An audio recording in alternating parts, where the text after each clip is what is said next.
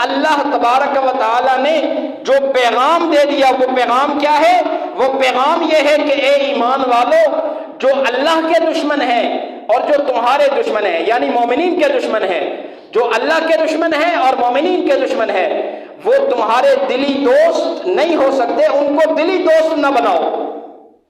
اور دوسری جگہ بھی اللہ فرماتے ہیں کہ یا ایھا الذین آمنوا لا تتخذوا اليہود والنصارى اولیاء بعضهم اولیاء بعض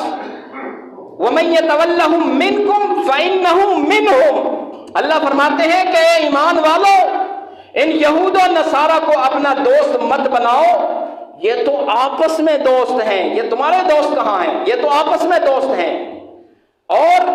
جو ان کے ساتھ دوستی رکھے گا وہ انہی میں سے شمار ہوگا، اس لیے ان سے دوستی نہ کیجیے۔ یہود و نصارہ وہ مسلمانوں کے خیر خواہ کبھی نہیں ہو سکتے،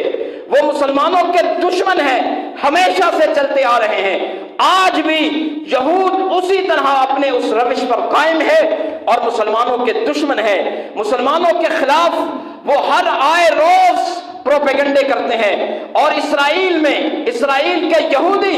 مسلمان فلسطینیوں پہ شب خون مار رہے ہیں، اور مسلمان جو تعداد میں بہت زیادہ ہیں مگر ان کے سامنے ایسے بیگی بلی کی طرح بنے ہوئے ہیں۔ آپ صلی اللہ تعالی علیہ وسلم کی ایک روایت جو حضرت ثوبان رضی اللہ سے مروی ہے، آپ صلی اللہ علیہ وسلم نے فرمایا کہ ایسا وقت آنے والا ہے کہ کفار ایک دوسرے کو، اپنی قوموں کو ایسے دعوت دیں گے مسلمانوں کے خلاف حملے کے اوپر، جس طرح کے ایک میز کے اوپر کھانا سج جاتا ہے، آنے والے لوگ دوسروں کو دعوت دیتے ہیں کہ بھائی آؤ، دسترخوان سج گیا ہے، کھانا تیار ہے اور آؤ کھانا کھا لو۔ فرمایا کہ اسی طرح یہود و نصارہ کفار قومیں ایک دوسرے کو ایسے دعوت دیں گی اور کہیں گی کہ آؤ مسلمانوں پہ حملہ آور ہوتے ہیں۔ تو پوچھا گیا، صحابی نے پوچھا کہ یا رسول اللہ صلی اللہ علیہ وسلم، کیا اس وقت ہم تعداد میں کم ہوں گے؟ آپ نے فرمایا نہیں، تم تعداد میں بہت زیادہ ہو گئے، مگر تمہاری مثال ایسے ہوگی جیسے پانی کے اوپر تنکے ہوتے ہیں بہت سارے، بھئی ان تنکوں کی کوئی حیثیت نہیں ہوتی، اور اللہ کفار کے دلوں سے تمہارا روب نکال دے گا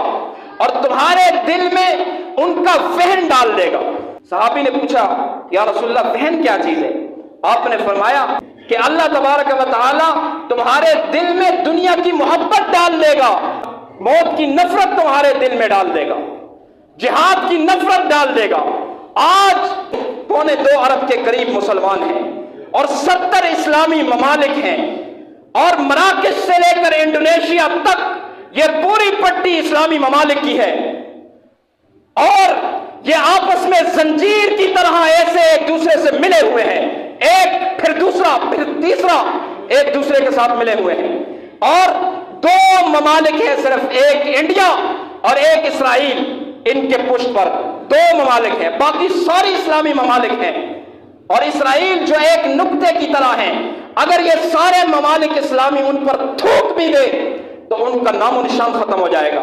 مگر یہ ڈر رہے ہیں، خوف زدہ ہیں، ان کے پاس ایٹمی وسائل ہیں، ان کے پاس بم ہے، فاسفورس ہے، اور ان کے پاس یہ ہتھیار سے لیس ہیں، سب کچھ ان کے پاس موجود ہے، افرادی قوت بھی ہے، فوج ان کی بہت زیادہ مضبوط ہے اسلامی ممالک کے پاس، بالخصوص ہمارے پاکستان کے پاس، مگر یہ خوف زدہ ہیں، یہ ڈر رہے ہیں اور خوف کا شکار ہیں۔ بھائی تم ایک دھمکی لگا دو اور تم ان پہ ٹوٹ پڑو، اگر تم کفار پہ ٹوٹ پڑو گے تو ان کا نام و نشان ختم ہو جائے گا۔ کیا تمہیں غزہ کے اندر، فلسطین کے اندر مسلمان مظلوموں کی اور مظلوم بہنوں کی لاشیں نظر نہیں آتی؟ مظلوم عورتوں کی لاشیں نظر نہیں آتی؟ کیا تمہیں مظلوم بچوں کے تڑپتے ہوئے، سلگتے ہوئے دل خراش مناظر، وہ خاک و خون میں تڑپ رہے ہیں، کیا وہ مناظر تمہیں نظر نہیں آ رہے؟ اور اسی طرح جوانوں کو، بوڑھوں کو، حتیٰ کہ ہسپتال کے اندر جو طبی امداد میں مصروف ہیں، جو زخموں سے چور چور ہیں اور اسپتال میں وہ مسیحا کے منتظر ہیں اور ان کا علاج ہو رہا ہے، معالجہ ہو رہا ہے، وہاں پر بھی بم پھینکا جا رہا ہے، وہاں پر بھی انہیں خون میں، خاک و خون میں تڑپایا جا رہا ہے، ان زخمیوں کو بھی موت کے منہ میں سلایا جا رہا ہے۔ مسلمانوں اگر اب نہیں جاگو گے تو کب جاگو گے؟ اس لیے اپنے مسلمان ممالک سے غیرت اور حمیت کا مظاہرہ کرنے کے لیے ہم یہ التجا کرتے ہیں، درخواست کرتے ہیں کہ نکلو میدان میں، ہم تمہارے ساتھ ہیں، اور مسلمانوں کی مدد کے لیے تم بھی نکلو اور ہم بھی نکلیں۔ حدیث پاک میں آتا ہے کہ اللہ تبارک و تعالی قیامت کے دن اس بندے کے چہرے کو آگ سے، جہنم کی آگ سے بچا لیں گے جو اپنے مسلمان بھائی کی عزت اور عفت کی حفاظت کے لیے نکلے گا۔ تو سب تیار ہیں نا انشاءاللہ العزیز؟ اگر پاکستانی فوج اسرائیل کے اوپر حملہ آور ہونے کے لیے نہیں جاتی، غزہ کے اندر نہیں جاتی، تو ہمیں راستہ فراہم کرے، ہم جانے کے لیے تیار ہیں۔ کون کون تیار ہے بھائی؟ اللہ تبارک و تعالی عمل کی توفیق بخشے۔ وما علینا الا البلاغ المبین۔ سنت ادا کرو۔